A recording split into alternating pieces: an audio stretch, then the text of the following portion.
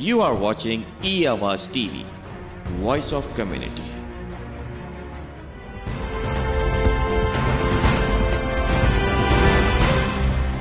अस्सलाम वालेकुम नाज़रीन, प्रोग्राम 12वां खिलाड़ी के एक और एपिसोड के साथ आपका मेज़बान फयाज़ वलाना आपकी खिदमत में हाज़िर है। नाज़रीन कराम, कहने को तो हम ओवरसीज़ पाकिस्तानीज़ की तादाद 90 लाख से 1 करोड़ के करीब है, और हम में से तकरीबन 30 से 35 लाख ऐसे हैं जिनके पास दोहरी शहरियत है। ये दोहरी शहरियतों के जो मज़े हैं, मैं अक्सर इसे दोहरी शहरियतों के अज़ाब कहता हूँ, क्योंकि हम जब यहाँ कनाडा में बैठे होते हैं या अमेरिका में, ऑस्ट्रेलिया में या इंग्लैंड में, तो हमें पाकिस्तान की फ़िक्र होती है, और जब हम अपने मुल्क के यहाँ मसाइल को देखते हैं तो वो एक अलग किस्सा और कहानी होता है।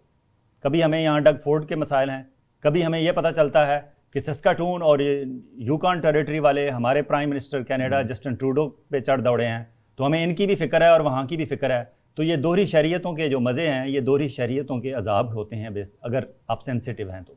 लेकिन हम में से बहुत चंद ऐसे खुशकिस्मत तरीन लोग हैं जो वाकई दोहरी शहरियतों के मज़े लूट रहे हैं।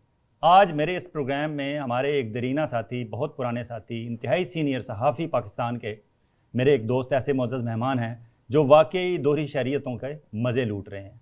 इनका हमें जब भी इनसे बात होती है, चाहे फ़ोन पे हो, व्हाट्सएप पे हो या मैसेंजर पे हो, तो इनसे यही पूछा जाता है कि आप इस वक्त कनाडा में हैं या पाकिस्तान में हैं। क्योंकि हमारी भाभी, और ये क्रेडिट गोज़ टू हमारी भाभी और इनके बच्चों को, कि जिन्होंने इन्हें खुली छुट्टी दे रखी है कि आप जहाँ चाहें जैसे चाहें रहें। ये पाकिस्तान में अपनी जर्नलिज़म का मज़ा भी ले रहे हैं। पाकिस्तान में इन्होंने अपने ताल्लुकात, जो इनका एक सोशल कैपिटल हमारा होता है, सोशल कैपिटल को भी इन्होंने बरकरार रखा, और फिर उसके साथ साथ इन्होंने जर्नलिज़म के साथ साथ ये फार्मिंग, एग्रीकल्चर फार्मिंग में चले गए, और फिर मॉडर्न टेक्नोलॉजीज़ और मॉडर्न फार्मिंग वहाँ इंट्रोड्यूस करा रहे हैं। इनका अपना पत्तों की में फार्म हाउस है। तो ये पाकिस्तान के एक बेहतरीन सहाफ़ी हैं, एक मिसाली काश्तकार, एक किसान हैं, एक कैनेडियन रेजिडेंट कार्ड होल्डर भी हैं, कैनेडियन भी हैं। बच्चे माशाल्लाह, इनकी हमारी भतीजियाँ चारों बेटियाँ यहाँ कैनेडियन यूनिवर्सिटी से 3 पढ़ चुकी हैं, 4थी पढ़ रही हैं। भाभी हमारी यहाँ रहती हैं। तो इनका एक घर कनाडा में है, एक पाकिस्तान में है। ये जर्नलिज़म पाकिस्तान में भी करते हैं, और हमारे जैसे ई-आवाज़ रेडियो, ई-आवाज़ टेलीविज़न और दूसरे हमारे जो साथी यहाँ टेलीविज़न चला रहे हैं, उनके साथ अक्सर आप इनको प्रोग्रामों में as a तज़िया Nigar, as a तबसराकार सुनते होंगे। यहाँ जब आते हैं तो हम इन्हें हाथों हाथों में उठाते हैं। जब पाकिस्तान जाते हैं तो पाकिस्तान में भी इनकी माशाल्लाह बड़ी इज़्ज़त है। और मेरी ख्वाहिश है, और मेरे जैसे बहुत सारे लोगों की ये ख्वाहिश है कि हम भी काश इनकी किसी ज़िंदगी गुजार सकें। इनसे ये राज आज पूछेंगे कि आपने इंतहाई कामयाबी से ये 2 जगह अपने सिलसिले कैसे बना रखे हैं। कनाडा में भी आपका एक घर है और पाकिस्तान में भी। और फिर आपने जब देखा कि जर्नलिज़म, जो हमारे पाकिस्तान में एक इल्ज़ाम लगाया जाता है कि जर्नलिस्ट जो हैं वो बिकाऊ माल हैं, ये काम तासर है, तो इन्होंने अपने आप को उस बिकने से भी बचा लिया। इन्होंने अपने फ़िक्रे माश से आज़ाद हो गए। इन्होंने एग्री फार्मिंग शुरू कर दी। 18 एकड़ पे तो इनका अमरूद का फ्रूट का एक फ्रूट ऑर्चर्ड फार्म है। 18 एकड़ पे अमरूद का बाग लगाया हुआ इन्होंने। इसके अलावा सब्ज़ियाँ, नई सब्ज़ियाँ जो पाकिस्तान में नायाब किस्म की होती हैं, वो भी उगा रहे हैं। इन्होंने लाइव स्टॉक पे भी बहुत काम किया, भैंसें रखी बहुत बड़ी तादाद में। इन दिनों इनके पास देसी मुर्गियाँ हैं, तकरीबन 5000 शायद इस वक्त इनके शेड में है, और बहुत सारे ये तजर्बात करते रहते हैं। बहुत शुक्रिया जनाब। मैं इनका नाम ज़्यादा अब लंबा हो रहा है मेरा इंट्रो, लेकिन मैं ज़्यादा देर हायल नहीं होना चाहता। हमारे इंतहाई प्यारे दोस्त, साफ़ी दोस्त जनाब मोहसिन गुराया साहब, इनका जो कैरियर है वो तकरीबन पिछले 32 साल पर मुहित है। इन्होंने MA mass communication Punjab university से 1990 में किया, और 90 में ही इन्होंने पाकिस्तान अखबार, उस वक्त नया निकला था, हमारे इंतहाई सीनियर सहाफ़ी उस्ताद और पाकिस्तान की जर्नलिज़म का एक बड़ा नाम ज़िया शाहिद साहब, उन्होंने एज ए चीफ़ एडिटर रोज़नामा पाकिस्तान का आगाज़ किया लाहौर और इस्लामाबाद से। तो इन्होंने लाहौर में एज ए स्टाफ रिपोर्टर 1990 में उन्हें ज्वाइन किया जब पाकिस्तान अखबार शुरू हुआ। 92 में जब उन्होंने रोज़नामा ख़बरें शुरू किया तो इन्होंने ख़बरें में एज ए चीफ़ रिपोर्टर उन्हें ज्वाइन कर लिया लाहौर में। और मेरा इनका एक ताल्लुक़ ये भी है कि ये रोज़नामा ख़बरें लाहौर, जब रोज़नामा ख़बरें वाकई अपने उरूज पे था, उस वक्त ख़बरें का नाम फ़ख्र से लेते थे लोग। आजकल ख़बरें का वो हाल नहीं रहा, क्योंकि अब मोहसिन गुराया जैसे और इनके जैसे लोगों की टीमें वहाँ नहीं रहीं। अब जो लोग हैं शायद वहाँ काम कर रहे हैं, आप उनके नाम भी नहीं जानते होंगे। और ख़बरें का वो उरूज का दौर इसलिए था कि वहाँ मोहसिन गुराया थे, वहाँ मोहसिन ज़हीर थे, वहाँ मियाँ गफ़ार थे, वहाँ अजीम नज़ीर साहब थे, वहाँ और एक लंबी फहरिस्त है। ये लाहौर ख़बरें की मैं बात कर रहा हूँ। और इस्लामाबाद में मैं था बतौर चीफ़ रिपोर्टर, मेरे साथ मुश्ताक मनाज थे, आमिर लियासराना जो इन दिनों ब्यूरो चीफ़ हैं एक्सप्रेस के, तारिक चौधरी जो ब्यूरो चीफ़ हैं आज के, زاہد جنگوی صاحب, وسیم اختر, شمشاد مانگٹ, نیر وحید, ایک لمبی لسٹ ہے, نام میں لینا شروع کروں تو ختم نہیں ہوتے. محسن گرایا صاحب لاہور میں خبریں کے چیف رپورٹر تھے اور میں اسلام آباد میں چیف رپورٹر تھا, تو ہمارے ایک مسلسل رابطہ اس طرح بھی رہتا تھا. ان کی ٹیم میں لاہور میں بڑے نام تھے, جن میں چند شاید مجھے اب اس وقت جو یاد آ رہے ہیں, ان میں محسن ظہیر تھے, جواد فیضی جو یہاں کینیڈا میں رہ کے گئے ہیں, کینیڈا میں رہنے والے سارے لوگ جانتے ہیں, انہوں نے بھی ان کی ٹیم میں کام کیا ہے. افضال طالب تھے, مزمل سوروردی ان کی ٹیم میں تھے, کامران گرایا تھی ان کی ٹیم میں, اور اعجاز شیخ صاحب ان کی ٹیم میں شاید تھے, اور مجھے اب نام اور لاہور کے یاد نہیں آ رہے. علی احمد ڈھلوں تھے ان کی ٹیم میں, میاں غفار صاحب بھی آپ کے ساتھ ہی تھے, وہ پیرل کام کرتے تھے. پھر رانا عظیم نے بعد میں جوائن کیا تھا کہ آپ کے بعد میں انہوں نے بعد میں جوائن کیا. تو لاہور میں بھی ایک صحافیوں کی ایک لمبی فہرست ہے جنہوں نے ان کے ساتھ ایز اے کولیگ یا ان کے انڈر ایز اے رپورٹر کام کیا, اور انہوں نے بہت سارے لوگوں کو قلم پکڑ کے انہیں سکھایا, چلنا سکھایا. انہوں نے ان کی انگلی پکڑی اور انہیں جرنلزم میں لے کے آئے, اور پھر ان پہ دست شفقت رکھا ایز اے سینئر ساتھی. مجھے یاد ہے ارشد خان صاحب تھے, ارشد خان صاحب یہاں کینیڈا ہوتے ہیں, ٹریفک ٹکٹ کے بادشاہ, کینیڈا والے سارے جانتے ہیں. ارشد خان صاحب نے وہاں کام کیا ان کی ٹیم میں. تو بہت شکریہ جناب محسن گرایا صاحب. ان کا انٹرویو بڑے عرصے سے ڈیو تھا, لیکن ہمیشہ اس لیے ہوتا تھا کہ جب بھی کینیڈا آتے ہیں شارٹ ٹرپ پہ آتے ہیں, اور پاکستان والے کہتے ہوں گے جب یہ پاکستان آتے ہیں شارٹ ٹرپ پہ آتے ہیں. یہ ان سے ہی آج پوچھیں گے کہ آپ کا لانگ ٹرپ ہوتا کہاں ہے. بہت شکریہ جناب ہمارے اسٹوڈیو. بہت شکریہ فیاض ولانا صاحب, آپ نے جو میرا تعارف کرایا. میں ظاہر ہے کہ اتنی خوبیاں تو نہیں ہیں, لیکن آپ نے مجھے بہت ساری چیزیں یاد کروا دی ہیں. مجھے 90 سے لے کے, اور پھر جب ہم 92 میں اکٹھے تھے, اور آپ نے وہ بڑی اچھی بات کی. وہ ایک سنہرا دور تھا, ناٹ اونلی خبریں کا سنہرا دور تھا, وہ اردو جرنلزم کا سنہرا دور. جنگ نوائے وقت ہمارا ڈیلی بیسس پہ کمپٹیشن ہوتا تھا. دیکھیں فیاض بھائی, میں تو اللہ کا شکر ادا کرتا ہوں کہ اللہ تعالیٰ نے بہت مصروفیت دی ہے, اور بہت ہی میں آپ کو بتاؤں کہ مزہ آتا ہے. یہ 2-3 جگہ جو سب سے پہلے تو میں آپ کو بتاؤں کہ ہم شروع کر لیتے ہیں نا کہ آج کل ریسنٹلی کہ میں کینیڈا میں میرا آنا جانا, تو وہ آپ کی بات صحیح ہے. مجھے اکثر دوست یہی کہتے ہیں کہ یار آپ کا پتہ نہیں چلتا کہ اب کب لاہور آتے ہیں, اور وہ کہتے ہیں کہ فیس بک پہ تصویر سے پتہ چلتا ہے کہ آپ کینیڈا میں ہیں کہ لاہور میں ہیں. تو وہ مجھے سال میں کوئی 3-4 مرتبہ میں آتا ہوں, کیونکہ میری بیٹیاں ادھر واٹرلو یونیورسٹی میں پڑھتی ہیں. تو میں دیکھیں کہ میں بڑا شکر گزار ہوں اپنی وائف کا, اپنی بیگم صاحبہ کا. نہیں, all credit goes to her, کہ اتنا عرصہ انہوں نے, اور پھر اپنی بیٹیوں کو چاروں کو لے کے چلنا. پھر ان کی ہمت ہے کہ اس نئے ملک میں پڑھنے کے لیے آنا, اور پھر بڑا اچھا. اور پھر یہاں کا ہارش ویدر. لیکن میں آپ کو بتاؤں کہ میری بیٹیوں نے بھی بڑی محنت کی, بڑی ہمت کی, اور ایون واٹرلو یونیورسٹی میں وہ جو انہوں نے پاکستان اسٹوڈنٹس ایسوسیشن بنی ہوئی تھی, وہ اس کی کوئی ایک بیٹی میری صدر ہوتی تھی, دوسری سیکٹری ہوتی تھی. تو کسی نہ کسی حوالے سے انہوں نے 4 سال ایکٹیویٹی, بھی بلکہ چھوٹی بیٹی ہے, ہاں جی, وہ ہم نے بلند کیا ہوا ہے وہاں پہ. تو یہ ایک بڑا اچھا یونیک جو ہے نا ایکسپیرینس ہے. اور یہاں تو مجھے یقین جانے کہ جرنلزم لاہور سے آتا ہوں نا, تو ایسے لگتا ہے کہ جیسے میں لاہور ہی میں ہوں. آپ مل جاتے ہیں, اور اتنے دوست مل جاتے ہیں کہ میں وہ نام نہیں لوں گا کہ وہ کسی کا نام رہ گیا تو وہ کہیں گے کہ ہمارا ذکر. اور یقین جانے کہ ابھی بھی مجھے چند دن پہلے ایک اپنا لنچ میں ہم اکٹھے تھے, میں اور آپ, تو وہاں اتنے دوست ملے, تو ہر ایک کی یہ خواہش تھی کہ میں ان کے پاس ضرور, تو میرے بھی دل کی خواہش تھی کہ میں ان کے پاس حاضر ہوں. لیکن ظاہر ہے کہ میں نے 2-3 دنوں میں واپس چلے جانا, تو اس لیے میں نے معذرت کی. لیکن آپ کے ساتھ میرا پیار اور تعلق ظاہر ہے خبریں کی وجہ سے, اور 30 سال پرانا ہمارا رشتہ تعلق ہے, تو میں انکار نہ کر سکا. تو یہ دیکھیں کہ ایک تو یہ ہے کہ یہاں آ کے احساس ہوتا ہے کہ ہمارے ملک میں اس وقت بھی تعلیم کی کتنی کمی ہے. اور اگر ہم جو تعلیم کی نئی جہتیں ہیں, جس طرح کے انفارمیشن ٹیکنالوجی ہے, اس پہ جائیں, اگر عام تعلیم پہ جائیں, تو ہمیں وہاں سے پھر آہستہ آہستہ نکلنا ہوگا, ہمیں دوسرے ملکوں میں جانا ہوگا. کل ہی میں کہیں ابھی میں ریڈیو پہ بیٹھا تھا عارف آپا کے ساتھ, تو یہی میں ان کو بات بتا رہا تھا کہ انفارمیشن ٹیکنالوجی میں ہم شاید سال میں $1 ارب بھی نہیں کماتے ہوں گے پاکستان. انڈیا اس کے مقابلے میں کوئی 130 ملین ڈالر جو ہے نا, وہ جو ہے نا کما رہا ہے, جو ہمارے شاید جو ہے نا 1 سال کے اپنا بجٹ سے بھی زیادہ ہے. شاید ہمارے جتنے قرضے ہیں بالکل ان سے بھی زیادہ. تو یہ ہے کہ یہاں ہمارے آپ لوگوں نے بڑی سٹرگل کی ہے. مجھے بڑی خوشی ہوتی ہے کہ یہاں جو ہمارے جرنلسٹ ہیں, اور انہوں نے لوگوں کو ایک کمیونٹی کو اس سلسلے میں بڑا موٹیویٹ کیا ہے, بڑا ان کو انفارمیشن دی ہے کہ ہمیں کیا کرنا ہے کیا نہیں کرنا ہے. اچھا, یہاں کیونکہ ہم اور آپ جرنلسٹ ہیں اور ہمارا کام ہر چیز کو تنقیدی نظر سے اور ایک عمیق نظر سے دیکھنا ہوتا ہے, اچھے برے کی تمیز دیکھنی ہوتی ہے.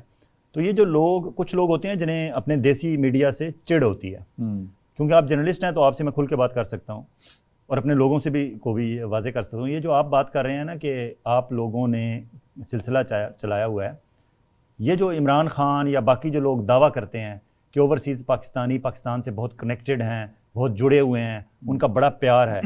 ایک تو مٹی کا فرق ہوتا ہے, ہماری مٹی ایسی ہے پاکستانیوں کی, پھر ہمارے سبز حلالی پرچم میں کوئی ایسی اٹریکشن ہے, پھر ہمارا براٹ اپ پاکستان میں ایسا ہوا کہ ہم جو ہے وہ اپنے وطن سے, اپنی مٹی سے, اپنے فلیگ سے, اپنے لوگوں سے, اپنے کلچر سے, اپنی تہذیب سے, اپنی چیزوں سے محبت کرتے ہیں.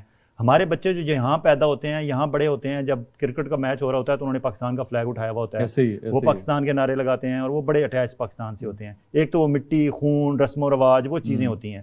لیکن یہ جو میڈیا, ہم جو جگہ جگہ یہ چھوٹے چھوٹے ریڈیو اسٹیشنز یا ٹیلی ویژن چینلز بنا کے بیٹھے ہوئے ہیں, ہماری ویورشپ بے شک ہزاروں میں ہو یا لاکھوں میں ہو, it doesn't matter, at least ہم کام تو کر رہے ہیں نا. تو عمران خان اگر یہ کلیم کرتا ہے کہ میرے اتنے پر ہمارے اوورسیز پاکستانی اتنا پیسہ بھیجتے ہیں, یا مجھے اتنے ووٹ کی ایکسپیکٹیشنز ہیں اس کی, یا میاں نواز شریف صاحب یا بے نظیر بھٹو آتی تھیں, یا اب زرداری صاحب آتے ہیں, باہر بیرون ملک دوروں پہ جاتے ہیں اور انہیں وارم ویلکم جگہ جگہ ملتا ہے, تو اس میں کہیں نہ کہیں ہمارے اس جو دیسی میڈیا ہے اس کا بھی کردار آپ سمجھتے ہیں ہے؟ میں یہی تو کہہ رہا ہوں کہ دیسی میڈیا, دیکھیں بات پتہ کیا ہے, ہم نے دیسی نام کو جو ہے نا شاید ایتھنک میڈیا جو ہے نا, پاکستانی میڈیا کہہ رہے ہیں, وہ بڑا عجیب سا بنا لیا کہ جی پاکستانی ہے, یہاں آ کے بھی ہم نے پاکستانی اخبار پڑھنے ہیں, وہ پاکستانی ٹی وی پہ جانا ہے. دیکھیں یار, وہی بات ہے نا کہ ہمارا رشتہ تعلق تو اپنی مٹی سے جڑا ہوا ہے نا. بالکل. دیکھیں ہماری نسل اور ہماری جو اگلی نسل ہے, جو جن کو ہم پاکستان سے یہاں پڑھنے کے لیے بھیج رہے ہیں, ظاہر ان کا تو تعلق ہے, اور یہ تعلق ساری زندگی ختم نہیں ہو سکتا. اور یہاں کی جو جرنلزم ہے, یہاں کی جو کمیونٹی ہے, وہ مجھے بڑی جڑی ہوئی آپس میں لگتی ہے. اور ظاہر ہے کہ یہ ایک جرنلزم کا کردار ہے, آپ کا ٹیلی ویژن کا کردار ہے, ریڈیو کا کردار ہے, اور یہاں سے چاہے تھوڑے اردو اخبارات نکلتے ہیں, اور کوئی میں آپ کو بتاؤں پاکستان سے جو لوگ آتے ہیں نا, تو آپ لوگوں سے ملے بغیر ان کا کینیڈا کا دورہ مکمل نہیں ہوتا. وہ کہیں نہ کہیں جا کے ذکر ضرور کریں گے کہ یار ہم فیاض ولانا صاحب سے ملے, بٹی صاحب سے ملے, بدر منیر صاحب سے ملے. اسی طرح جو ہے نا یہ کام چلتا ہے, اور آپ لوگ بڑی اویئر کرتے ہیں. اور مجھے ایک بات بڑی پسند آئی کہ ایک دن آپ نے بڑی اچھی بات کی, انہوں نے کہا کہ یار ہم تنقید بہت کرتے ہیں. آپ کونسل جنرل صاحب بیٹھے تھے, ہمارے پریس کونسلر بیٹھے تھے, تو آپ نے بڑے کھلے لفظوں میں ان پہ تنقید کر رہے تھے. لیکن ایک بات آپ کی مجھے بڑی پسند آئی کہ ہم یہ تنقید ان کے سامنے کرتے ہیں اور آپس میں بیٹھ کے کرتے ہیں, لیکن جب ان کے پیچھے ہم بات کرتے ہیں تو ہم پاکستان کا نام, ہم پاکستانی کونسل جنرل کا نام, ہم پاکستانی کونسلیٹ کا نام, اس کو بڑے فخر سے اور ان کی باتیں جو ہے نا سناتے ہیں. تو میں سمجھتا ہوں کہ یہ بڑی ایک آپ لوگوں میں وطن سے محبت ہی ہے نا. ادروائز کون اس طرح جو ہے نا وہ کہتا ہے کہ ٹھیک ہے یار ہم نے تو اپنا کام چلانا ہے, اور جو ہم نے سمجھ لی ہے جرنلزم کا کام کہ ہم نے ہر کام میں تنقید ہی کرنی ہے, تو یہ بات نہیں. حالانکہ جرنلزم ایک اچھے جو کام ہیں ان کو سامنے لانا بھی جرنلزم. اچھا, آپ شروع میں جب بات کر رہے تھے نا کہ خبریں اخبار اور وہ جرأت مندی سے, اور وہ پیچھے ضیاء شاہد اور خوشنود علی خان صاحب ہوتے تھے, میرے خیال میں مجھ سے جو لوگ پوچھتے ہیں کہ جی آپ نے جرنلزم میں کیا کھویا کیا پایا, تو میں باقی جہاں کھویا پایا کا جہاں ذکر کرتا ہوں اس میں ایک چیز میں انہیں بتاتا ہوں کہ جرنلزم میں اگر آپ کو استاد اچھے مل جائیں, آپ کے سینئر اچھے مل جائیں. ہمارے پہلے چیف رپورٹر تھے آفتاب احمد خان مرحوم, اللہ انہیں جنت نصیب کرے, وہ ہمیں اتنا آفس میں ڈانٹتے تھے تمام رپورٹرز کو, اور وہ کہتے تھے کہ میں آپ سے یہ ڈانٹ نہیں رہا, میں یہ میرا پیار ہے, اور میں آپ کو ٹھیک رکھنا چاہتا ہوں, کیونکہ آپ نے باہر مارکیٹ میں جب جانا ہے تو آپ نے بہت سارے اپس اینڈ ڈاؤنس کو آپ نے فیس کرنا ہے.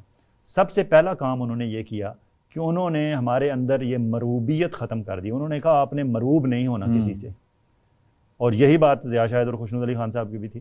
وہ کہتے تھے کہ آپ نے کسی کی بڑی گاڑی سے, بڑے گھر سے, یا اس کے بڑے اس لو لشکر سے, یا اس کے آگے 4-6 گارڈ ہیں تو آپ اسے مروب ہو جائیں, نو وے. تو سب سے پہلا کام تو جرنلزم سے یہ ہوا کہ ہم نے مروب ہونا چھوڑ دیا.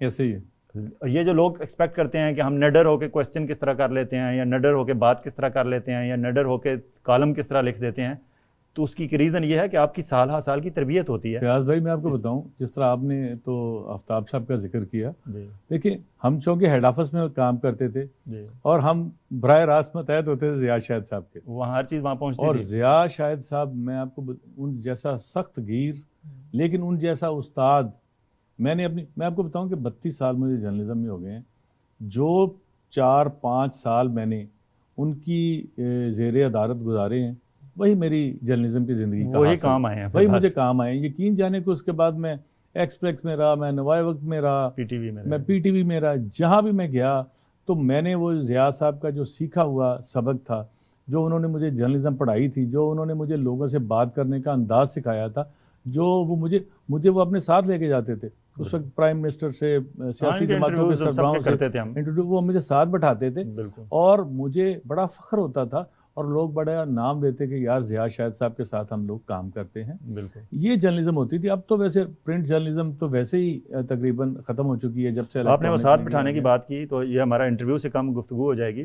ایک دفعہ مجھے یاد ہے کہ بے نظیر بھٹو جب پرائم منسٹر تھیں تو وہ یہاں دورے پہ کہیں امریکہ کے کہیں آ رہی تھیں, تو ایئرپورٹ سے آصف زرداری کی ان دنوں کوئی گڑبڑ چل رہی تھی, کوئی ان پہ الزامات تھے مسٹر 10% کے حوالے سے. اسلام آباد ایئرپورٹ پہ پہنچ گئے تو وہاں جا کے بے نظیر بھٹو نے زرداری کو کہا کہ تم نے نہیں جانا میرے ساتھ دورے پہ. اب بے نظیر بھٹو زرداری کو یہ بات کنوے کون کرے, اور یہ بھی ایکسپیکٹ کر رہی تھی کہ بی بی کے آگے سے غصے میں آ جائے گا کہ ایئرپورٹ پہ پہنچ کے آپ کیا رہے ہو, مجھے بتا رہے ہو کہ میں نے نہیں جانا. حامد ناصر چٹھا کی یہ ڈیوٹی لگائی گئی. حامد ناصر چٹھا ان کے ساتھ منسٹر فار پلاننگ, جی وہ تو ڈپٹی پرائم منسٹر تھے. حامد ناصر چٹھا نے زرداری صاحب کو وی آئی پی لاؤنج اسلام آباد ایئرپورٹ پہ بتایا کہ آپ نہیں جا رہے.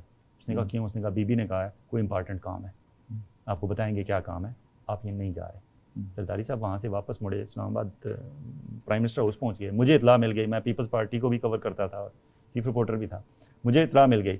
میں نے زرداری صاحب کو اپروچ کیا, میں نے کہا جی انٹرویو کرنا ہے. ضیاء صاحب کو بتایا کہ یہ ہوا ہے. ضیاء صاحب نے کہا تو تم کیا سمجھتے ہو کہ وہ انٹرویو دے دے گا؟ اس وقت زرداری صاحب اتنے غصے میں, اگر بی بی نے ایئرپورٹ سے اسے واپس بھیجا تو وہ غصے میں ہوں گے, اور کمپلینٹس وہی تھیں مسٹر 10% والی, اور اس طرح کی کمپلینٹس تھیں, اور بی بی نے کہا کہ تم نے نہیں جانا, تم جاؤ گے باہر کا انٹرنیشنل میڈیا مجھ سے کویشچن کرے گا, تم ساتھ ہو گے مسٹر 10%, اور کرپشن کے جو الزامات تھے, تو میں کس طرح فیس کروں گی؟ نہیں, تو وہ غصے میں ہوں گے تو نہیں دیں گے. میں نے کہا سر غصے میں ہیں تو ابھی تو دیں گے. میں نے کہا اچھا. بات کی تو زرداری صاحب مان گئے. ہم پرائم منسٹر ہاؤس پہنچ گئے, میں تھے, ضیاء صاحب, خوشنود علی خان صاحب اور عامر الیاس, ہم چاروں وہاں پہنچ گئے. انٹرویو میں سلام دعا یہ وہ, ہماری ان دنوں کو ناراضگی بھی چل رہی تھی خبریں اخبار کی پیپلز پارٹی سے, اور وہ تو خبریں کی ہر ایک کے ساتھ چلتی رہتی تھی کیونکہ بائٹ ہی اتنی. تو ابتدائی گفتگو کے دوران ضیاء صاحب نے, خوشنود صاحب نے جو بھی باتیں کرنی تھیں, اس کے بعد جب انٹرویو سٹارٹ ہوتا تھا تو ضیاء صاحب کا ایک سٹائل تھا, وہ ہمیشہ اپنے رپورٹر کو کہتے تھے کہ ہاں جی, تو انہوں نے کر کے انہوں نے کہا جی مولانا صاحب شروع کریں آپ. تو میں نے انٹرویو سٹارٹ اس طرح کیا, میں نے کہا جناب زرداری صاحب اب مائنڈ نہ کیجیے گا, سوال ذرا سخت ہوں گے میرے, تو اب مائنڈ نہ کیجیے گا. زرداری صاحب ہنسے کہیں کے, تو کہتے ہیں ضیاء صاحب آپ کو پتہ ہے یہ اس کا سٹائل ہے, یہ بندے کو پہلے ہی کہہ دیتا ہے کہ میرے سوال ذرا سخت ہوں گے, اب مائنڈ نہ کیجیے گا. کہتے ہیں اب کون بندہ ہوگا جو کہے گا نہیں میں مائنڈ کروں گا. کہتے ہیں یہ پہلے بندے سے گارنٹی لے لیتا ہے کہ تم نے مائنڈ نہیں کرنا, اس کے بعد یہ پھر بندے کی ایسی پھیر دیتا ہے. ضیاء صاحب آپ لاہور ہوتے ہیں, آپ کو شاید نہیں پتا ہو, میں آپ کو بتا دیتا ہوں یہ فیاض کا سٹائل. تو ہم نے وہ سیکھا تھا, اور وہ اس لیے کہ وہ اب سٹارٹ ہی ہم سے کرواتے تھے کہ ہاں بھائی. اور میں آپ کو بتاؤں کہ ایک دفعہ میں, خوشنود علی خان صاحب, ضیاء صاحب, ہم تینوں, تو یہ تھا کہ کل اس وقت جنیجو لیگ ہوتی تھی اور پیپلز پارٹی, اسی دور کے جس کا آپ نے چل ذکر رہی کیا. تھی. تو شروع میں یہ ہوا کہ چونکہ اتحاد تھا تو 18 سیٹیں میاں منظور وٹو صاحب انہوں نے حاصل کی. تو یہ تھا کہ کل یا پرسوں انہوں نے اوتھ لینا ہے. تو مجھے ضیاء صاحب نے کہا کہ یار وٹو صاحب کے گھر چلنا ہے. میں نے چیک کیا, وٹو صاحب کو فون کیا, ان کے بیٹے نے کہا گھر پہ ہی ہیں, تو کہتے ہیں کہ آ جائیں آپ. اب ہم چلے گئے تو وہاں بڑی گپ شپ باتیں. تو ان دنوں ایک جسٹس ٹیوانا ہوتے تھے, وہ بڑے فیصلے دیتے تھے مختلف, انہوں نے وٹو صاحب کے بارے میں بھی اور بھی. تو بات چیت میں جو ہے نا, انہوں نے کچھ ریمارکس ایسے دیے وٹو صاحب نے کہ جو انہیں بعد میں احساس ہوئے کہ یہ تو مجھے جرنلسٹوں سے بات نہیں کرنی چاہیے تھی. تو مجھے بعد میں انہوں نے فون کیا آفس میں کہ گریا صاحب وہ ذرا ضیاء صاحب سے ریکویسٹ کر دیجیے گا کہ وہ جو باتیں میں نے کی ہیں تو ان کو آپ سمجھیں کہ آف دا ریکارڈ ہے اور نہیں. اب میں ضیاء صاحب کے پاس گیا تو ضیاء صاحب کہتے بتائیں. میں نے کہا سر وہ ان کا فون آیا ہے تو کہتے آپ کا کیا خیال ہے؟ ریاض صاحب نہیں مانے ہوں گے, میں پہلے آپ کا کیا خیال ہے؟ میں نے کہا سر میرا کیا خیال ہے, یو آر دا ایڈیٹر اور آپ چونکہ چیف ایڈیٹر ہیں اور ساتھ تھے. تو کہتے گریا صاحب آپ یہ سوچ رہے ہوں گے کہ کل اس بندے نے پرسوں چیف منسٹر بن جانا ہے تو ہمیں اشتہار اگر ہم چھاپیں گے تو نہیں دے گا. تو اس نے کہا جی ہم خبر جو ہے نا, انہوں نے کہا کہ گریا صاحب وہ نہیں روکنی, آپ یہ خبر دیں جی. اس کے بعد کوئی فون آئے کبھی کسی طرف سے کبھی کسی طرف سے, لیکن ضیاء صاحب نے وہ کام کیا. انہوں نے بالکل پرواہ نہیں کی کہ ہمیں اشتہار ملیں گے یا نہیں ملیں گے. اس کے بعد ایک طویل عرصہ ہم نے پہلے تو ان کا اور پھر پیپلز پارٹی کے خلاف, اور یہ جو آپ نے خبریں کی بات کی تھی نا, تو خبریں پورے 20 سال جب تک ہم بڑا ان کے ساتھ رہے, میں تو تھوڑا رہا تھا 5-7 سال, لیکن دیکھتے تو رہے تھے ظاہر کہ ہم, تو وہ کسی نہ کسی سے الجھتا رہتا تھا. اور ایک بڑا سلوگن مشہور تھا کہ جہاں ظلم وہاں خبریں, تو واقعی لوگ اس وقت خبریں کو بڑی اہمیت دیتے تھے. لوگ لٹرلی ہمارے پاس لوگوں کے مسئلے ہوتے تھے زخمی حالت میں, لوگ تھانے جانے کے بجائے ہمارے پاس آتے تھے, تو ہم انہیں کہتے تھے کہ خدا کے بندو یہ آپ کے بندے زخمی ہیں, کہیں آپ کا مسئلہ ہوا ہے تو آپ ہاسپٹل لے کے جائیں, تھانے جائیں. وہ کہتے تھے نہیں, اور ہماری ادھر کسی نے سننے نہیں ہے, ہم آپ کے پاس آئے ہیں, آپ ہمارے ساتھ چلیں. تو پھر کہ پنجاب کی سیاست میں نا 2 خاندانی ایک ہی رشتہ داری تھی ان کے کاموں کی, کہ ایک بھائی پھرو کے, اب وہ پھول نگر کہلاتا ہے, انہی کے نام پہ رانا پھول صاحب, تو ادھر رانا شمشاد صاحب کے جو والد صاحب تھے, تو یہ ان کے خلاف لوگ بہت تھے کہ یہ کاموں کی سے ادھر ادھر سے خبریں دی کہ بڑے ظلم ہوتے ہیں. تو ضیاء صاحب نے ایک آدھ دفعہ کالم لکھا اور ہم نے بعض اوقات خبریں دی, تو اتنا اس وقت خبریں کا توتی بولتا ہوتا تھا کہ لوگ وہ خبر اور کالم اٹھاتے تھے اور پورے پوسٹر بنا کے علاقے میں چھاپ دیتے تھے. بالکل. تو یہ ایک میں کہتا ہوں کہ بڑا اس وقت سنہرا دور تھا خبریں کا بھی, آپ کا ہمارا مل جل کے. تو یہ بڑی اچھی, آج آپ نے باقی تو باتیں سارے انٹرویوز میں کرتے رہتے ہیں, لیکن یہ ایک نہیں پتہ نہیں کتنے واقعات ہیں ایسے کہ خبریں آئیں. وہ آپ کو یاد ہوگا کہ جب آپ نے اسلام آباد میں ایک جو آزاد کشمیر کے منسٹر تھے, او مائی گاڈ, مرحوم شاہد حمید کا قصہ ہم نے چھاپا تھا. اسلام آباد انٹرنیشنل اسکول کے جو قصہ تھا, اسکول کے قصے چھاپے تھے. ابھی آپ خبریں روکنے کی بات کرتے ہیں, بے نظیر بھٹو پرائم منسٹر سے اتری سیٹ سے, تو ہفتے 10 دن بعد ہم نے ان کا انٹرویو کیا, پینل انٹرویو کیا. میں, عامر الیاس رانا, ناصر اسلم راجہ, آصف شبیر, ہم چاروں تھے. بے نظیر بھٹو کا ہم نے انٹرویو کیا, تو میں ایز اے بیٹ رپورٹر 3 سال بے نظیر کو کور کرتا رہا تھا, تو میری اس کے ساتھ ذرا زیادہ وہ تھا. تو محترمہ سے انٹرویو کے دوران جنرل جو کوسچن ہونے تھے, تو جب میں نے سمجھا کہ محترمہ کمفرٹیبل زون میں آ گئی ہیں, تو میں نے ان سے کہا کہ جی لغاری صاحب کہتے ہیں کہ آپ نے انہیں, ایئر چیف مارشل اس وقت تھے عباس خٹک, کہ ان کے خلاف کمپلینٹس آپ کے پاس آئی تھیں. اب سٹنگ ایئر چیف تھا وہ عباس خٹک, ایئر مارشل عباس خٹک سٹنگ ایئر چیف تھا, اس کے بارے میں آپ کے پاس کمپلینٹس آئی تھیں, تو آپ نے ایکشن نہیں لینے دیا تھا. یہ میں نے محترمہ سے پوچھا. محترمہ کو پتا تھا, یہ بیٹ رپورٹر ہے, جو روز ساتھ ہوتا تھا پرائم منسٹر ہاؤس میں بھی, سیکریٹریٹ میں بھی, اس کو سارا کچھ بات پتہ ہے. محترمہ کو ایک دم غصہ آ گیا کہ یہ کہاں سے اس نے کون سی بات نکال لی ہے. محترمہ نے کہا کہ جھوٹ بولتا ہے لغاری. غصے میں کہا جھوٹ بولتا ہے, وہ ایسا نہیں ہوتا, میں بتاتی ہوں آپ کو. میں نے کہا تھا وہ سپریم کمانڈر ہے, پریزیڈنٹ آف پاکستان, اس نے ایکشن لینا تھا, میں نے اسے کہا تھا, اس نے ایکشن نہیں لیا. مجھے کہتا ہے, میں بات آئی گئی ہوگی, انٹرویو چلا گیا. اب انٹرویو کر کے ہم آ گئے جب, تو بعد میں بی بی کو خیال آیا یا ان کے سٹاف کو کہ یہ ہم نے کر دیا ہے. ایک سٹنگ پریزیڈنٹ ہے فاروق لغاری, اور سٹنگ ایئر چیف مارشل ہے عباس خٹک, اس کے بارے میں بی بی نے یہ بات کر دی ہے. اگر رپورٹر نے بات پوچھی تھی تو بی بی ادھر ادھر کر دیتی, ڈک کر دیتی, اسے اوائڈ کر دیتی. بی بی نے آگے سے غصے میں کہہ دیا کہ وہ جھوٹ بولتا ہے, اور میرے پاس کمپلینٹ آئی تھی اور میں نے کہا تھا, اس نے ایکشن نہیں لیا. وہ کیسے کہتا ہے کہ میں نے ایکشن نہیں لیا؟ کمپلینٹ میرے پاس آئی تھی اور میں نے اسے کہا تھا. وہ سپریم کمانڈر ہے آرمی کا. اب ناہید خان نے کالوں پہ کالیں کرنا شروع کر دیں. اب یہاں ہم تو اسلام آباد میں کال نہیں اٹینڈ کر رہے تھے ناہید خان کی, ناہید خان نے ضیاء شاہد صاحب کو کال کر دی. ضیاء صاحب نے فون اٹھا لیا, تو ضیاء صاحب کو ناہید خان نے کہا جی کہ وہ اس طرح وہ آپ کی ٹیم آئی تھی, وہ بی بی کا انٹرویو کر کے گئے ہیں. اس وقت ٹی وی تو ہوتے نہیں تھے, اخبارات ہی تھے. تو یہ بات جو ہے نا, باقی سارا انٹرویو ٹھیک آپ چلا دیں, یہ بات بی بی کہہ رہی ہیں کاٹ دیں. ضیاء صاحب نے جو جواب دیا, کیونکہ مجھے ان کے ضیاء صاحب کے ساتھ اپنے دوست تھے, انہوں نے بتایا, انہوں نے کہا ضیاء صاحب نے کہا کہ آپ نے مجھے کیوں فون کیا ہے, آپ نے اسلام آباد جنہوں نے انٹرویو کیا آپ ان سے کیوں نہیں بات کی. انہوں نے کہا جی وہ ہم فیاض ولانا کو کال کر رہے ہیں, وہ نہیں اٹھا رہا فون. ضیاء صاحب نے کہا فیاض ولانا وہ انتہائی پاگل ہے, وہ میری بات بھی نہیں سنتا, پتہ نہیں اسے کیا ہو گیا ہے, وہ ایسا ہے ویسا ہے, مجھے 2-4 برا بھلا انہوں نے کہا وہ کسی کی بات نہیں سنتا, میں اسے نکال دوں گا, میں یہ کر دوں گا, وہ کر دوں گا.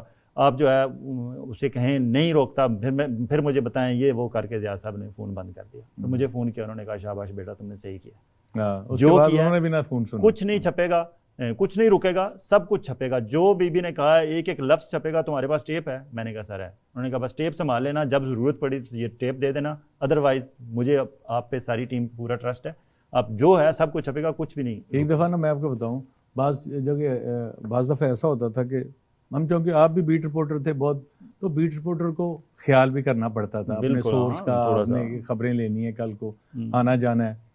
تو ایک میاں منظور مول ہوتے تھے, ڈپٹی اسپیکر تھے پنجاب اسمبلی, تو اب تو فوت ہو گئے ہیں, اللہ تعالیٰ ان کو جنت میں جگہ دے.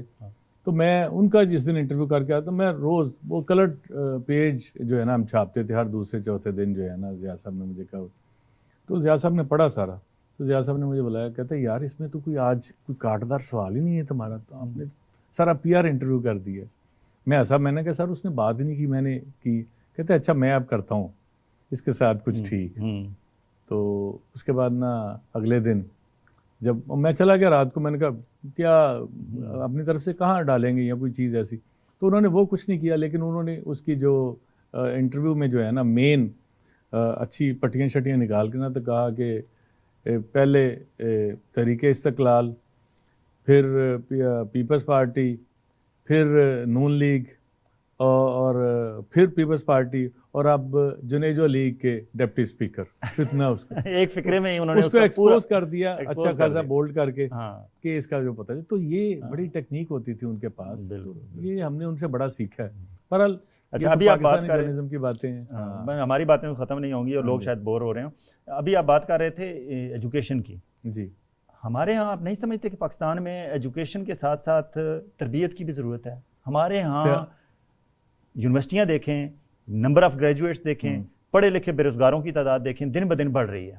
لیکن ایز اے نیشن ہمارے ہاں کیا آنیسٹی کا وہی لیول ہے جو آپ یہاں کینیڈا میں یا باہر انٹرنیشنل نہیں فیاض بھائی. آنیسٹی کا, جھوٹ بولنے کا, سچ بولنے کا, جھوٹ اوائڈ کرنے کا, سچ بولنے کا, لائن میں کھڑے ہونے کا, اور اگر کسی کے کوئی 4 پیسے گر گئے ہیں تو اسے اٹھا کے پکڑا کے دینے کا, یہ بھائی آپ کے پیسے گر گئے ہیں. یہ جو تربیت والا معاملہ ہے اس میں کہیں ہم پیچھے نہیں رہ گئے؟ یونیورسٹی ہم تعلیم میں بھی اور تربیت میں بھی دونوں میں پیچھے ہیں.